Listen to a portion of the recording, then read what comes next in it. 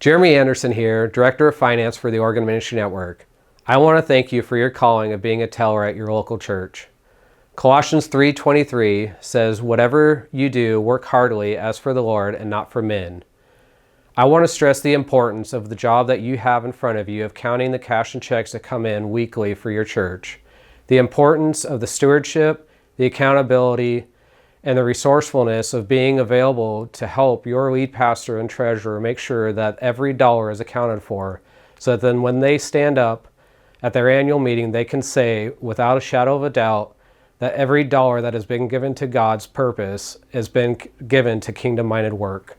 I want to thank you, and with the following minutes of this video, a detailed instructional for you guys to know how and what you should do to make sure that you can provide the best teller experience for your church. Hi, my name is Jasmine and I am with your Synergy team. In this video, I'm going to explain how to process your weekly deposit. First, you're going to gather your collection from that week and separate the cash and the checks into two different piles. It is important that two people always process the weekly deposit. Your first step is to count and record all collected cash. You will use the cash counting worksheet, which you can find in your permanent Dropbox folder. On this worksheet, you do not need to record checks. We will do that in the next step. After you have counted and recorded all of the collected cash, both parties must sign and date the form.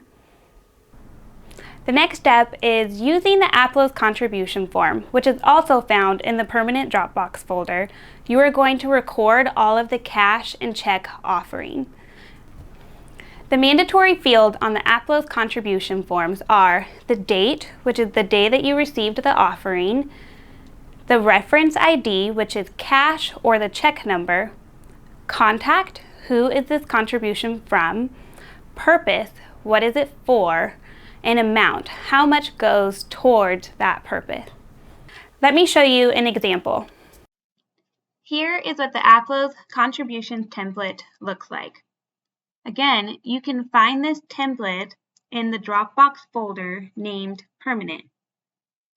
In this case, I have a check in front of me from Jasmine Martin, and the check is totaled for $50. Here is how I would enter it into the template. Date is I would put the day that I received the check. Reference ID would be the check number.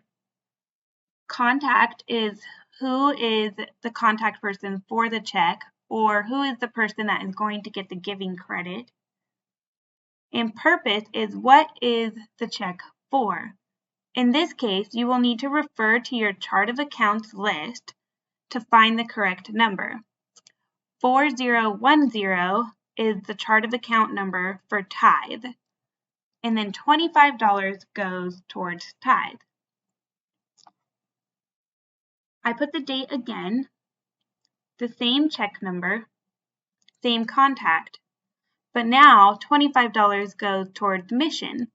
So using the chart of account list, I find the chart of account number for mission. Now let's say we have a check for camp. I would put the date. The camper is Carter James. The check number. And then Carter's dad is the name on the check. So we would put Adam James. I would find the COA, chart of account, number for registration and the number for that specific camp. And then I would put the amount that is going towards that camp registration.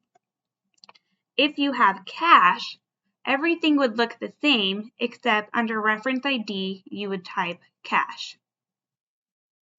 For further questions or an explanation about chart of account list, you can refer to our chart of account how-to video. That is also found in your permanent Dropbox folder. After recording all of the contributions on the AppLowe's contribution form, you are going to go deposit the cash in the checks. Your bank deposit slip should match the amount on the AppLowe's contribution form. Be sure to keep the deposit slip because you will scan this in later. The final step is to scan in all of the paperwork. You should scan in the cash counting worksheet, the AppLowe's contribution form, and the deposit slip. You will scan this into the To Be Processed Dropbox folder. You will name the file the year, month, date, and deposit. Your Synergy accountant will then record this deposit into AppLowe's. Once it's recorded and it's complete, the file will be moved to the Deposit Dropbox folder. And that's all for this video. If you have any questions about the weekly deposit, feel free to reach out to a Synergy team member and we're always happy to help.